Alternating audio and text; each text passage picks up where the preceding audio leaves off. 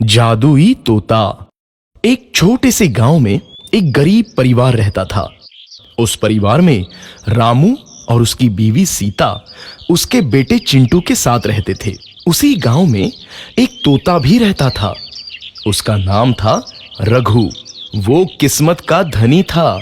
जहां भी जाता वहां किसी भी चीज की कमी नहीं पड़ती थी।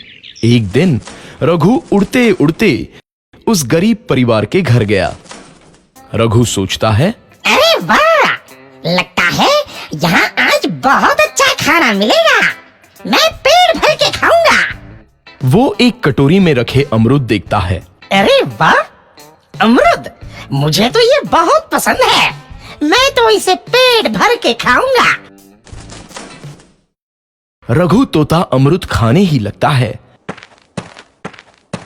तभी सीता रघु को अमरूद खाते देखती है तो गुस्सा हो जाती है और उसे वहां से भगा देती है। भाग यहाँ से, न जाने कहां से आ जाते हैं। मैं तो परेशान हो गई हूं इनसे। सीता के भगाने के बाद रघु चुपचाप से एक कोने में रहता है। धीरे धीरे उस परिवार की बरकत होने लगती है। एक दिन रामू और सीता खाना खाते वक्त बातें करते हैं। आजकल हमारी बहुत तरक्की हो रही है, काम भी अच्छा चल रहा है। रामू कहता है। इस पर सीता कहती है, सच कहा, भगवान हमेशा ऐसे ही हम पर मेहरबान रहे। बेटा चिंटू भी कहता है, पिताजी मुझे खिलौना लेके दो ना, मेरे सभी दोस्तों के पास है। रामू कहता है, ठीक है, जरूर लाऊंगा। सीता कहती है, कितने खुश है सब, मेरे परिवार को किसी की नजर ना लगे। एक तरफ ऐसी बातें होती हैं तो दूसरी तरफ रसोई में रघु तोता भी अमरूद खाते रहता है।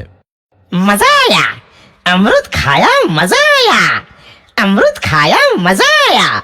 तभी सीता रसोई में आती है और रघु तोते को अमरूद खाते देख बहुत गुस्सा होती है। सीता रघु को बाहर निकालने के लिए पिंजरे में अमरूद रखती है।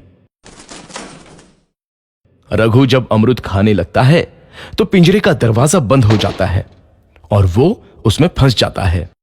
मुझे बाहर निकालो, मैं यहाँ फंस गया हूँ, मुझे बचाओ। अगले दिन सीता पिंजरा उठाकर बाहर दूर उस रघु को छोड़ देती है। रघु के जाते ही उनके घर आई बरकत धीरे धीरे कम हो जाती है। उन्हें बहुत घाटा होता है। सीता कहती है, ये क्या हो रहा है, अचानक इतना कैसे बदल गया? अभी तक तो सब कुछ अच्छा चल रहा था। रामू कहता है, लगता है भगवान हम पर रूठ गए हैं। चिंटू भी कहता है, लगता है अब मुझे खिलौने भी नहीं मिलेंगे। और वो रोने लगता है और बाहर चला जाता है। कुछ दिन बाद रघु तोता फिर से उस घर में आता है। वापस आया, मैं वापस आया, अब मैं जमकर अमरूद खाऊंगा। रघु सीधा रसोई घर में चला जाता है और अमरूद खाने लगता है। कुछ देर बाद सीता रसोई में आती है और रघु को देख कहती है, एक तो घर में पहले से इतनी दिक्कत चल रही है और ऊपर से ये तोता मुझे और परेशान कर रहा है।